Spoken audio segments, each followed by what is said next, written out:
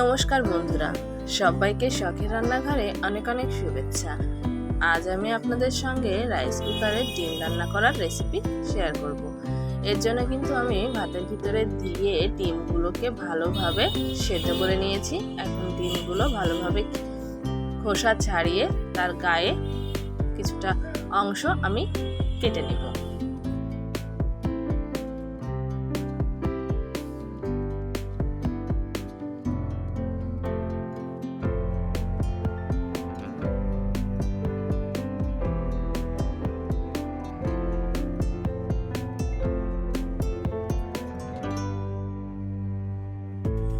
এখন আমি রাইস কুকারের হাঁড়ি বসিয়ে দিয়েছি। সেটা গরম হলে তাতে দিয়ে দিব বেশ কিছু পরিমাণ তেল। রাইস কুকারে কিন্তু আপনারা খুব সহজেই সব কিছু রান্না করতে পারবেন, তবে একটু টাইম লাগে, সেই অনুযায়ী বুঝে রান্না করতে হবে।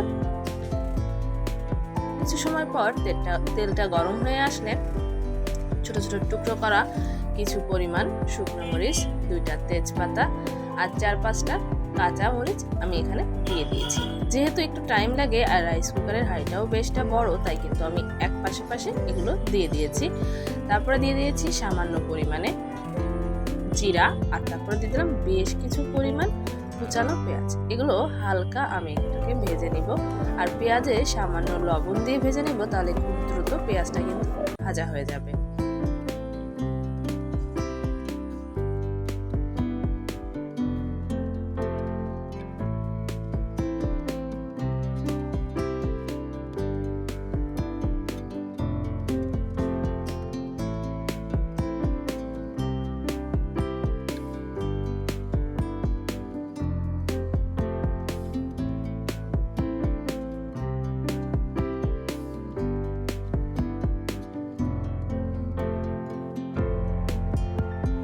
পেঁয়াজটা হালকা নরম হয়ে আসলে তাতে দিয়ে দিব পরিমাণ মতো হলুদ গুঁড়ো,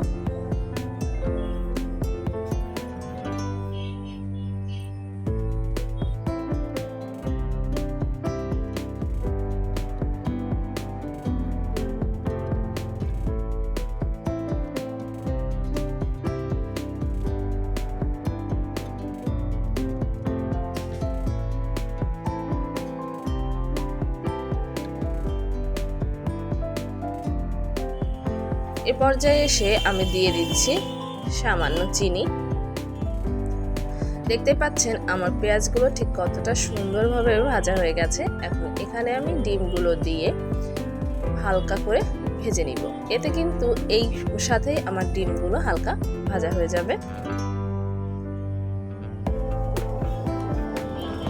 আপনারা যারা মেসে থাকেন তারা এভাবে কিন্তু রাইস কুকারে অনায়াসে ডিম রান্না করে নিতে পারেন। আপনারা আরও অনেক রান্নাও রাইস কুকারে করে নিতে পারেন। আমি আস্তে আস্তে আপনাদের সঙ্গে সবকিছু শেয়ার করব। আপনারা কে কি রান্নায় রাইস কুকারে দেখতে চান একটু কমেন্টসে জানাবেন, আমি আপনাদের সঙ্গে শেয়ার করব। দিয়ে দিচ্ছি সামান্য পরিমাণ লবণ। লবণটা কিন্তু বুঝে দিতে হবে, কারণ আগেও আমি এখানে লবণ অ্যাড করেছি। তারপরে দিয়ে দিচ্ছি আরও কিছু পরিমাণ হলুদ, দিয়ে ভালোভাবে নাড়াচাড়া করে নিব।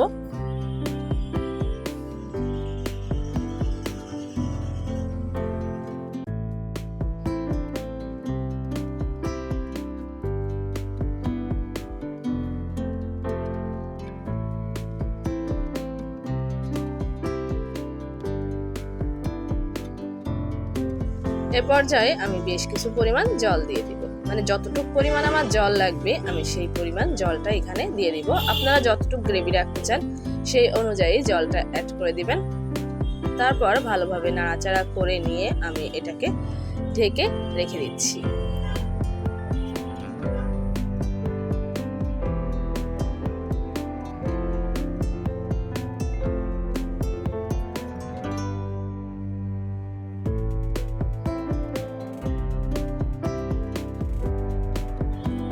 যখন মনে হবে যে আরও একটু কমিয়ে, গ্রেভিটা কমিয়ে আপনারা এটাকে নামিয়ে নেবেন, তার কিছু সময় আগে কিন্তু রাইস কুকারটা লাইনটা বন্ধ করে দিবেন। আপনার যে কয়েলটা গরম থাকবে তার তাপেই এটা হয়ে যাবে। নামানোর আগে সামান্য ভাজা জিরা গুঁড়ো দিয়ে নামিয়ে নেবেন। দেখতেই পাচ্ছেন কতটা লোভনীয় দেখা যাচ্ছে এই ডিমের রেসিপিটা। আমি কিন্তু খুব সহজেই এই রেসিপিটা আপনাদের সঙ্গে শেয়ার করলাম। আর খুব সহজেই রাইস কুকারে আপনাদের এটা শিখিয়ে নিয়েছি। আমি প্রায় রাইস কুকারে রান্না করে থাকি, আপনারাও এভাবে চেষ্টা করবেন। আজকে এ পর্যন্ত। ভিডিওটি কেমন লাগলো কমেন্টস করে জানাতে ভুলবেন না। ভিডিওটি ভালো লাগলে লাইক, শেয়ার, সাবস্ক্রাইব করে পাশে থাকবেন। আর সবসময় ইউনিক আর সহজ রেসিপি দেখার জন্য আমার সাথেই থাকবেন। আজকে এ পর্যন্তই। সবাই ভালো থাকবেন, সুস্থ থাকবেন। টাটা।